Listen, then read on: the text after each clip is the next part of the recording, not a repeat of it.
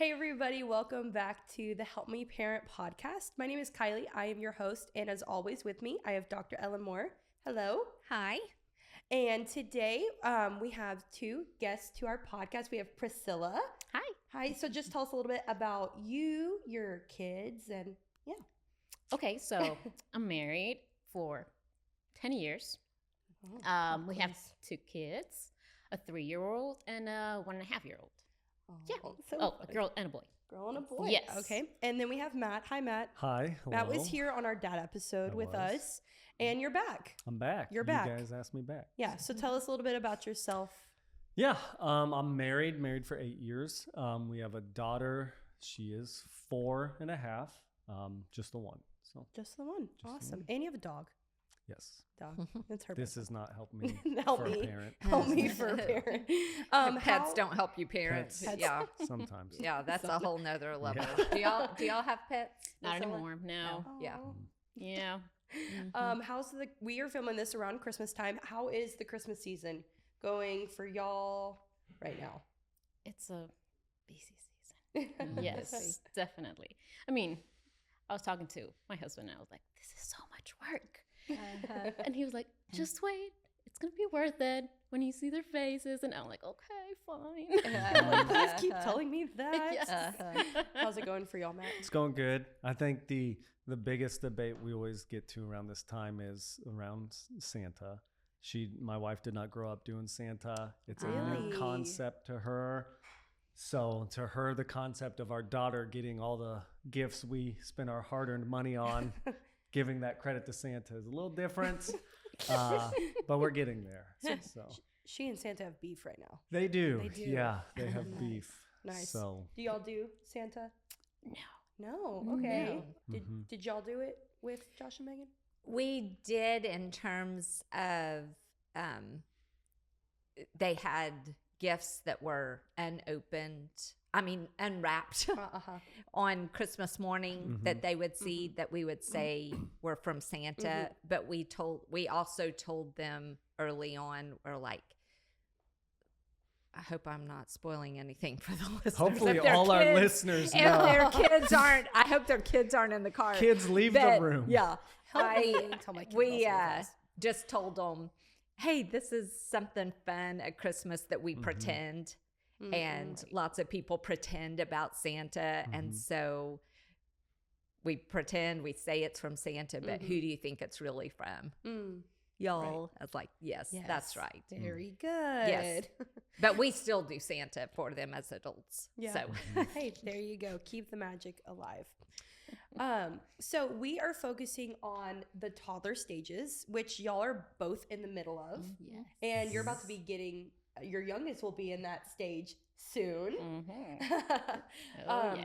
So we're just going to be talking about how to help you as the parents and help them in this. And one thing, looking up stuff, like they're in this discovery stage, right? Right. They're discovering personalities, all this stuff. So a question you had sent in about personality, helping your daughter discover her personality. What kind of branch out on that? And Okay, yes. So we've started to notice that our daughter is kind of an introvert. She's shy, just like mama.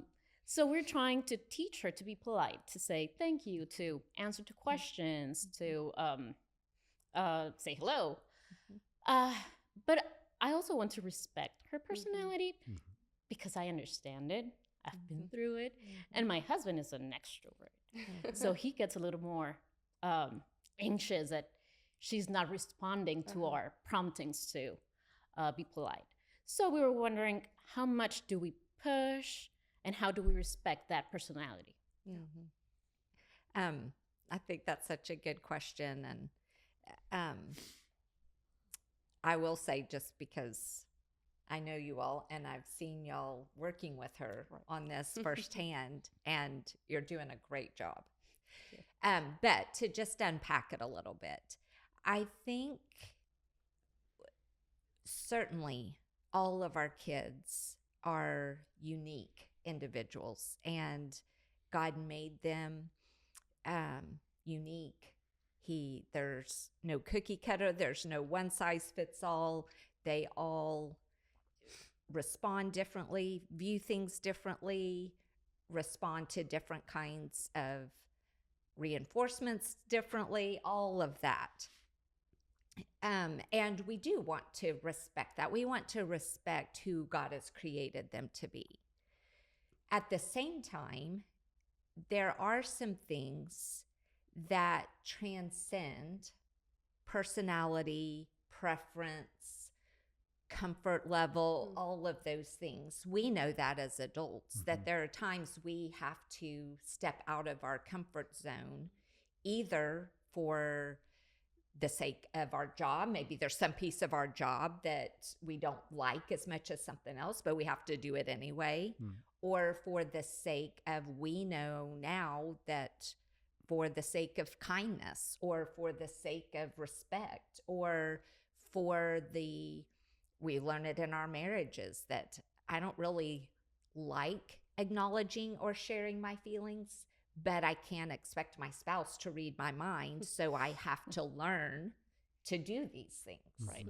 And so there are some things like what you're talking about with some manners and some just good social cues and interactions that we know will help them as human beings.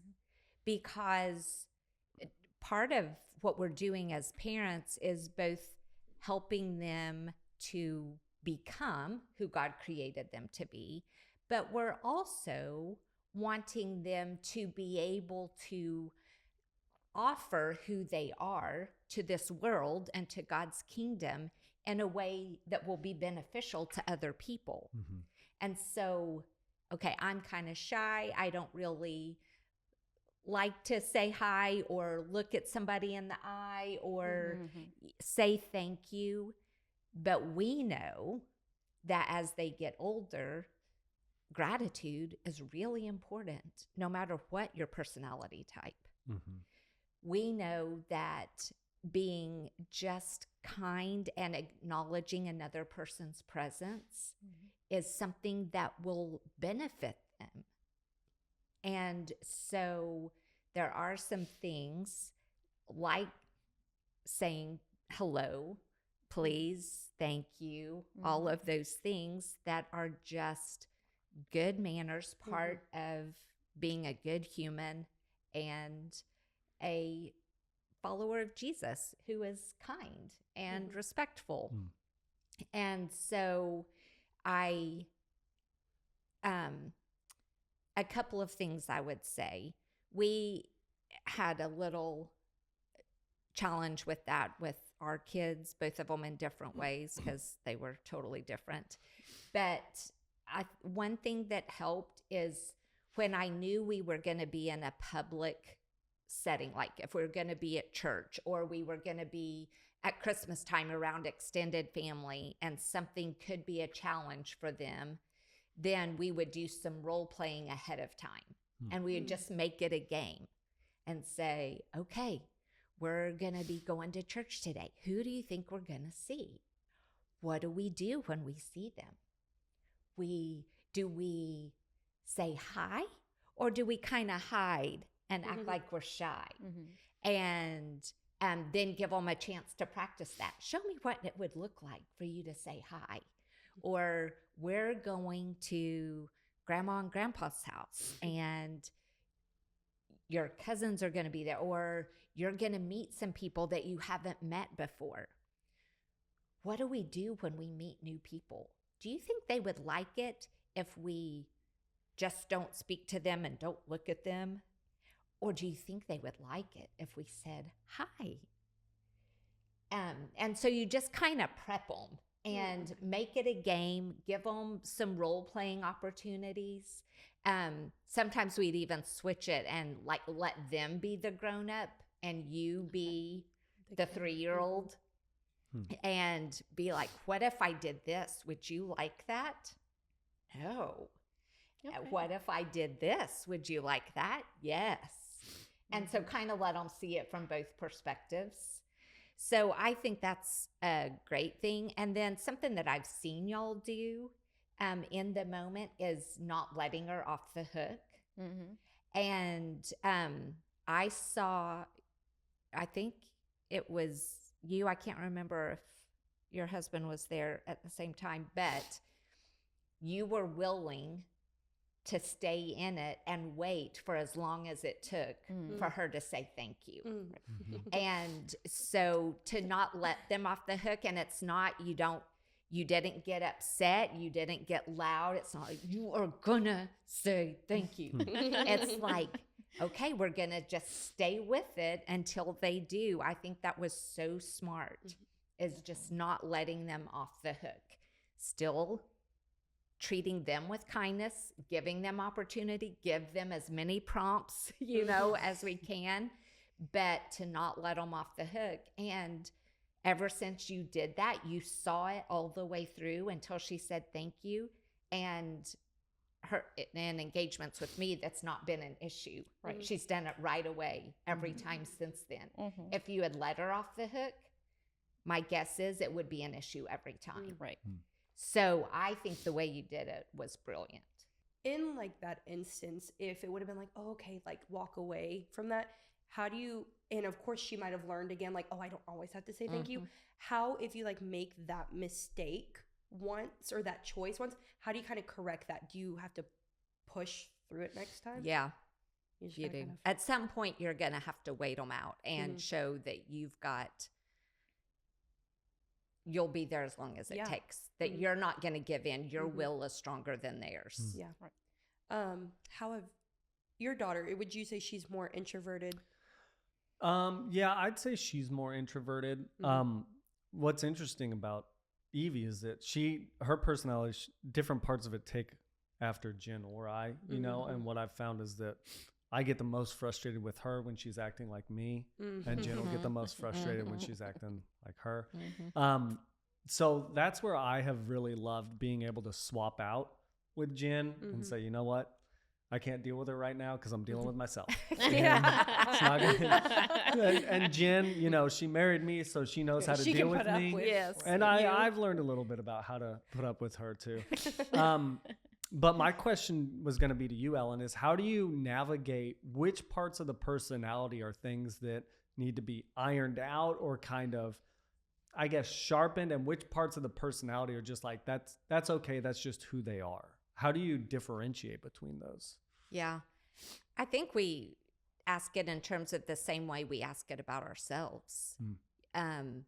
That we realize things about ourselves, about the way we think or how we process information. Are we an internal processor or an external processor? We learn all of these things about ourselves. And then as followers of Jesus, we figure out, okay, I'm not, and you and I have had conversations about this, like, I'm not a big people person, and I'm refueled by being alone. But I'm in a world where Jesus put me on this earth that is surrounded by people. And so it would be wrong of me and not a good representation of who Jesus is to never engage with people. Now, does that mean that I have to accept every invitation, that people give me, or go out every night of the week, or, all of those things? And so it's kind of the same with our kids. Yeah. It's like there are some things that just as polite, kind human beings, gratitude, that's not a matter of personality. Right. And, we talk about it too, as followers of Jesus, we have to keep that in the right order.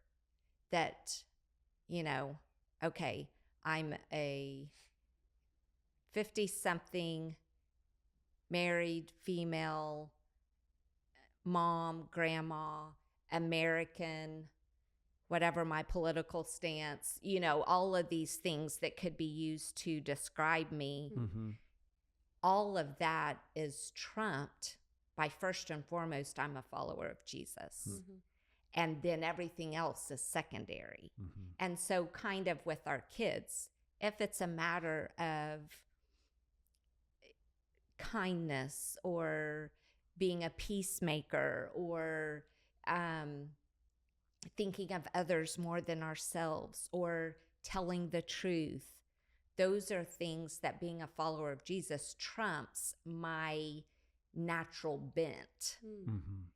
And there are some things that it doesn't matter, that I can be me, and there are some followers of Jesus who accept every social invitation and have a great time and are fueled by that and bless people by that. I can be me and not accept, and I can still be hopefully a good representative of Jesus, even if I don't accept every invitation, but I still show kindness. I still engage with people. I still express gratitude, all of those things. That's really good. I like what you're saying about the kindness and the gratitude. How can you, at 3 and 5 or 3 through 5, they can comprehend that to some extent, but it's also it's a really big concept at the same time. How can you begin to sow seeds of kindness and gratitude in them? Yeah. I think something we talk about a lot is the different stages of parenting. So this stage, we're in the discipline stage, which listen to the previous episode for more on that. But this age is kind of do this, don't do this. This is what this looks like. This is not how we do that. And then we become trainers where we're kind of doing it alongside them, giving them the moral reason why. Then we become coaches from the sideline. Then we become friends. At this stage, the discipline side is just helping them to develop some good habits, like wise choices. And so at this stage, they're not going to understand the whole concept of gratitude and that God has done so much for us, so we should be so expressive of all of this. They're not going to get that, but they do get, somebody gives me something, I say thank you. So it's very just kind of rote at this stage. You're just teaching them to say it, to do it, to not do it. It's like, we don't scowl at people. Literally with our daughter at this age, when she was 3, you would tell her to say hi to somebody and she would turn away from them with this ugly look. She would maybe stick out her tongue at them. She would scream at them. You just never knew what you were going to get. And she's still like that now. I'm just kidding. No, she is not. She's not. great. She's great. Lovely. But at that point, it's not trying to explain the whole concept. It is just, no, if somebody gives you something, we say thank you. And you stay in it until they do. Yeah. And hopefully whoever they're saying thank you to or should be will be in it with you, because they may have to leave. Yeah. All the time in the world. Yeah. So I imagine the discipline stage of this can be frustrating in a way, or it can be tense at times. How can parents help themselves kind of like calm down or think with a level head when they're approaching these? No, like you got to say it. Like, no, how can you approach that? Yeah. I'm sure that we all have no idea. Have y'all ever been frustrated with your toddler? Never. It's like, Never. what is Perfect she even parents. talking I've about? never even had to discipline, so I'm confused. Yeah. What is Right. this word you're speaking Yeah. of? You've never been. Subdue. Before I answer that, let me just pitch it to Priscilla, because I think I have seen you, what I have observed of you is that you have an ability to stay super calm and level. Mm-hmm. How do you do it? Well, that's a good question. I mean, I think I just try to put myself in their perspective and remind myself that they're little, they're still learning. You know, sometimes I look at my phone and I see a picture of them as like really little babies, and I'm like, okay, they're little. Yes. Remember. Yes. They don't get everything. Yes. Yes. So that helps. Yes. But yeah, sometimes challenging, especially at night. That's what for me, it's the hardest part of the day. Yes. I'm tired. Yeah. They are tired. Yeah. We're all just wanting to go to sleep, and they don't get that they need to sleep. Yes. Yes. So for me, that's the hardest part. Yeah. That's where I have to really remind myself, like, okay, breathe. Yes. Yeah. I think that's really good. Self-talk helps a lot to just remind yourself, yes, they are little. Sometimes we have to say, I'm the grown-up here. I can help them. But Jesus help me. All of those things. I think another thing to keep in mind, I think you bring up a great point, Priscilla, about the time of day. And this can kind of go to what we were talking about, personality, but also just thinking about their physical bodies and their physical needs.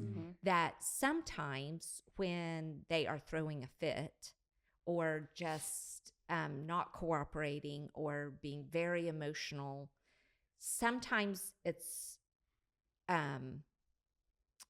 because they are choosing to have a really bad attitude.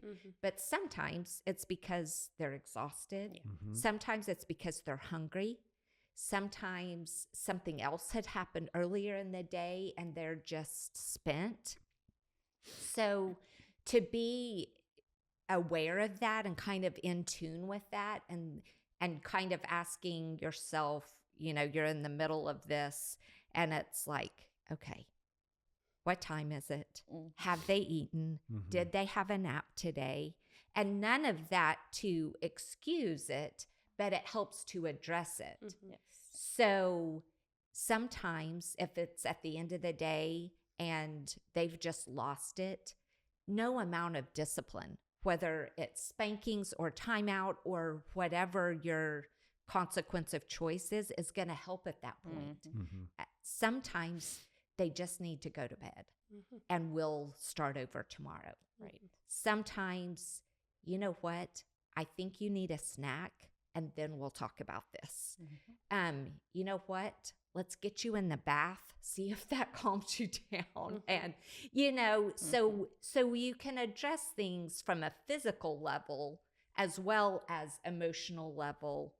And sometimes that is true for us too. If we find ourselves being frustrated, you know what? I'm just tired. So that's a great time to go to a spouse and say, I am exhausted. Can you handle this one? Or can you do bedtime because I'm about to lose it?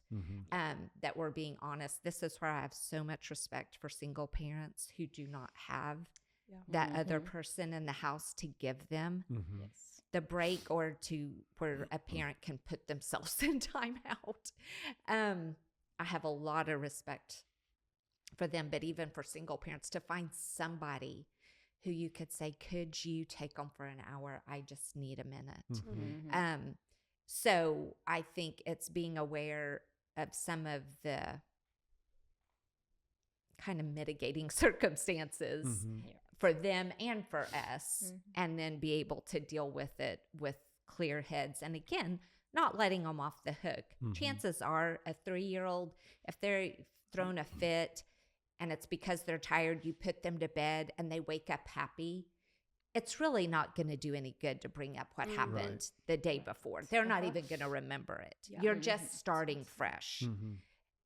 there will become an age and a stage that you do have to deal with it the next morning, but not at this stage. But it might be, you know, if the problem is they're hungry, you get them a snack, and then you may still need to talk about it and revisit. Okay, tell me what happened. Was that the right thing to do? Was that kindness? Was that gentleness? What could we do next time? When would be an instance and you kind of responded more emotionally? Maybe what you didn't handle it the best as a parent. How do you not come back from that, but how do you kind of approach that? Like, hey, like, I'm sorry I didn't handle that right. How do you kind of navigate that? You definitely have to apologize, which is humbling to apologize to a toddler. Yeah. But I mean, the way I do it, the one time I made a mistake. What? I know. Shocking. No. I mean, obviously, once you recognize it, that should be your key to realize I need to do something about this. So what I do is I'll sit Evie down, or I'll go, you know, when she's playing, I'll get down on her level and I'll make sure I'm looking right in her eyes so she can see my eyes. And I'll say, hey, earlier when Daddy got upset or yelled, I'm sorry, I shouldn't have done that. That's not the correct way to handle that situation. Can you forgive me? Because I think it's important. We can easily think, oh, they're 3, they're 4, they're 5, they won't remember it, or, you know, they'll get over it. Well, that, or they'll end up in counseling, you know, Or both. Or 3, 4, and 5s remember everything. Yeah, because I think, it's easy to underappreciate the impact you can have both on the front and back end. On the front end of, wow, my dad really exploded. I don't know that that's the safest person to talk to. Or on the back end of, wow, my dad came back and apologized to me. That's a man who does what he says he's going to do, and I can trust. You know, you're building a strong thought process either way. Yeah. I think that's really good. And to remember that on both ends, none of us are going to get it right all the time. The kids aren't going to get it right all the time, and we're not going to get it right all of the time. But everything is a teaching moment. Everything is training. That is this season. That is parenting. And so when we blow it, that we model that with saying, I'm so sorry. When I did this, that was wrong. Will you please forgive me? But then to help them in that moment, then the right response is, yes, Daddy, I forgive you. So we're teaching them all of the pieces of it. And then on the other end, when they do something wrong, okay, now that we've calmed down and you recognize that you made the wrong choice, now here's how we make it right. And you need to say, I'm sorry, Mommy, I disobeyed. I'm sorry, Mommy, I hit you. Will you please forgive me? And we give them the words to say the whole thing. They say it, we respond, yes, I forgive you. I love you. Thank you for saying that. Give them a hug, because parenting is all about relationship. And having one of the hardest things for people's development and the issues that can come as adults that do put us in counseling or whatever is unresolved relationships. And so teaching them early on that when this happened, there was a break in the relationship because you were disrespectful. Somebody was disrespectful. Somebody was unkind. Somebody was hurtful with their words or with their actions. And that breaks a relationship. And the way that we always want to not just okay, it's over. We kind of move on, sweep it under the rug. The point is to restore the relationship, to repair the relationship. And the quicker that can be done, the less of it's less time that the relationship is broken. It makes less of an impact. So just remembering that parenting is about relationship, and we want our kids, we want to be in constant relationship, and that relationship to not be broken, and teaching them how to restore relationship and kind of bring closure. And that's also the thing that helps keep us from like holding grudges against people, holding things against people. It's like, okay, we have said we're sorry. We've asked for forgiveness. We're making a conscious choice to say, I'm going to do my best to not do that again. Relationship restored. We can move on. All is well. I'm not going to hold you at arm's distance. We're good. Yeah. I love that. Is there a time where you have kind of fit into this topic of maybe making a mistake? Oh, yes. Tell us about it. So, here you got Priscilla. I'm ready? kidding. Share it out. Well, I realized that we made a mistake because there was, I think we've made it maybe more than once. Because one day, my girl comes to me and she tells me, look, Mom, today I'm not crying. And I was like, ooh, because then I remembered that the day before she was crying and I got a little bit frustrated. And I told her, just stop crying. And I was like, you know what, honey? I was talking to my husband and I'm like, maybe we need to start managing this differently, because she needs to understand that crying is not bad. Because I think she's getting another idea from when we're telling her to stop crying. Okay. So that crying is wrong. Yes. Yeah, so I think we kind of made a mistake there and we have to go back somehow. Yeah. I think it could be interesting to look at. I think it's a great question and a thing to think about. I don't know that necessarily you did anything wrong. I think we have to, again, look at each situation and kind of handle it different. I think maybe for us to just immediately, every time they start crying, to say, stop crying. Obviously, we don't want to do that. Expressing emotion is something they're learning how to do. And sometimes crying means pain. Sometimes it means sadness. Sometimes it means frustration, all of those. So maybe the place to start is, hey, can you tell me why you're crying? And you know what? I can't understand your words.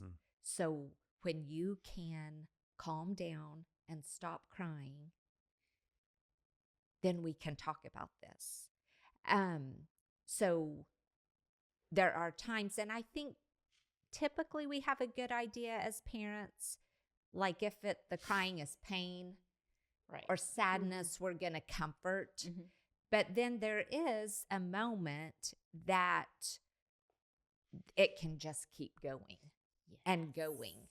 And that's, as adults, we can't just let our emotions keep going and going out of control. So there is a piece of self-control that is appropriate to start introducing at this stage and age. And so I think you have to just really take it instance by instance. And if they're hurt, you're going to comfort. If they're sad, you're going to comfort. But even if the sadness just keeps going and going, it's at some point you're going to have to say, I am really sorry that happened. I know it made you sad and feel like crying. They said sorry. We said sorry. Now it's time to stop crying and it's going to be okay. Or if the crying is frustration, sometimes it's, you know what? I think you're really frustrated and that's why you're crying. So I'm going to give you a few minutes. Go to your room. when you've calmed down and we can talk about it where I can understand you and you can hear me, then we'll talk about it. Yeah. So, yeah, because we notice that sometimes we're trying to let her cry and acknowledge that she's sad or Yes. whatever. But at the same time, the more attention that we put, yes. the more she cries. Yeah. And we're like, okay, this has to stop. Yes. This is a vicious cycle. Yes. Yes. And I would say a good kind of gauge is when it is, if it happens and within a minute, it's over and done with, we've comforted, she's moved on, great. If it's continuing to the point that it's like disrupting dinner or family time or bedtime routine, then we give them an opportunity to gather themselves in another location where they're not hijacking the family time. Okay. The other child is fine and she's just upsetting him now, and we're not able to give him any attention because she's, so it's like, okay, Gianna, I understand you're sad. I want you to go to your room.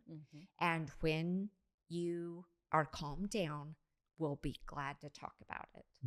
But let her do that in another location. Okay. So she's not getting that attention herself, nor hijacking the family time. Right. Yeah.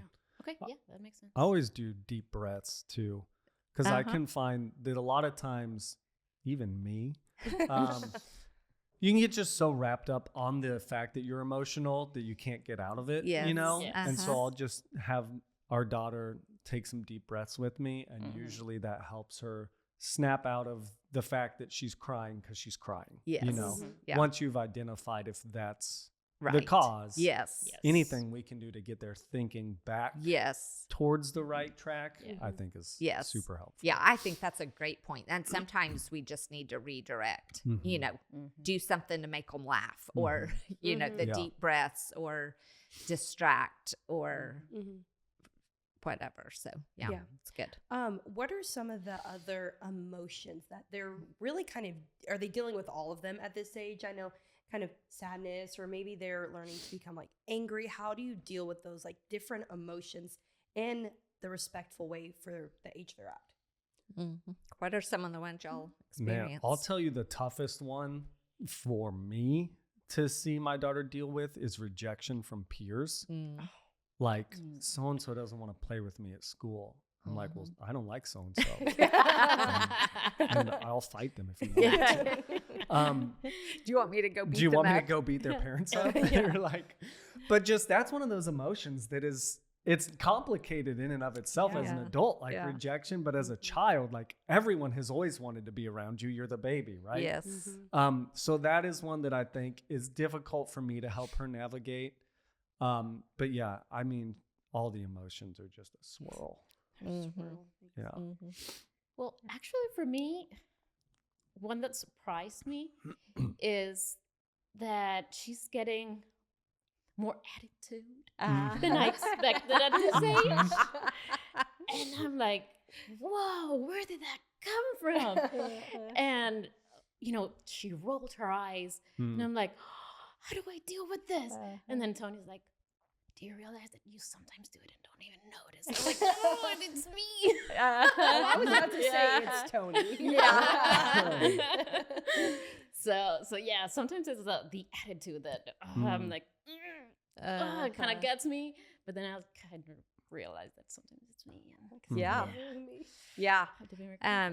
Yeah, because it works both ways. When we say more is caught than taught, that's true on the good side. It's also true on the not so good side. It's like, where did they get that? Oh, I said that yesterday and they heard me. Or, yep, I roll my eyes every time somebody says that. And now they do too. So yeah, I would say there's obviously lots of emotions and they're just dealing with them. And so we just deal with them one at a time as they arise. And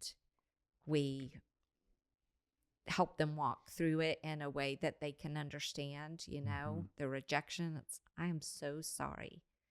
That must have hurt your feelings. Yeah. How did you feel when they said that? And then use it as a teaching moment on both ends. Like, okay, so would you ever say that to somebody? No, because we know how that feels. So we would never say that to anybody. And okay, they said this. So what are you going to do tomorrow when you see them? And, you know, just kind of help them think about things, help kind of as much as possible proactively and preemptively. Like, obviously it's already happened, but then, okay, how do we deal with it the next day? Yeah, and attitude, it shows up early. Kids are so smart. They are so perceptive. They pick up on so many things. And so it's, when we see it, we address it. I think it goes back to something you said right off at the bat, is reminding yourself they're 4 or 3 or 5 or whatever. And that coupled with the fact that, like, how many adults don't know how to control their emotions, or like how often do I need to collect myself? And I've had 30 plus years of experience. Like, this is the 4th year of her entire life. Like, maybe she doesn't have it figured out. You know? To kind of end like on a fun note, what is like a great emotion you see come out of your kids, like joy, happiness, love? Which one do they just kind of display and you're like, that's me, not my spouse? I'm just kidding. I'm just kidding. Oh boy. Let's see. One thing that we have really seen come alive in Evie is she is such a giver. Like, she loves giving gifts. Like, and just the dumbest little kids. She'll make her friends a card. The time you babysitted her, she brought you a rock from our driveway. Yes. She loves giving gifts. And like, at the beginning, we were like, oh, that's funny. But now I realize, like, that's how she shows love to people. And so, like, I know that now when I'm preparing to give her a gift, like, it makes it that much more special. Like, wow, she loves giving and getting gifts. Like, this is really going to speak volumes to her. And I have loved just seeing, anytime we're going to a friend's house, she's like, oh, I got to make them a card. I got to grab them a lovey to show them or something. It's just adorable. That is so cute. Well, I think showing empathy, especially towards her baby brother. It's like, it's so sweet when he falls and starts crying. He already knows a little song that I sing to him when he's hurt, and she goes and tries to do the same thing and then gives him a kiss on his boo-boo. And I think that's the sweetest thing. I mean, you kind of see the results of what you're trying to teach them, and they're practicing on their little brother. It's really sweet. Yeah. I think that's so smart. And what you're both doing, we are, we're trying to teach them the right way to handle emotions and to navigate life. And so we tend to think about that on the negative, but it's just as important on the positive end, that when you see that you're encouraging that you're blessing that and saying, you are so kind. You are such a good big sister. The way you help take care of your brother when he gets hurt. Good job. That's compassion. That is kindness, you know, and you just speak it and reinforce it. Do you know who else is like that? Jesus is like that. Good job. Same with, oh, I love the way you give to people. You have such a giving heart. Do you know who else loves to give? Jesus loves to give. When you give, you're acting like Jesus. That's awesome. Way to go. That we just bless it and call it out in them. And I think y'all are doing a great job at that. Yeah. Well, thank you guys for being a part of this episode. Yeah. Anytime. We'll have you back. Okay. Maybe not Matt. Sounds like fun. But thank you guys for listening. Just remember that you can parent and we can help.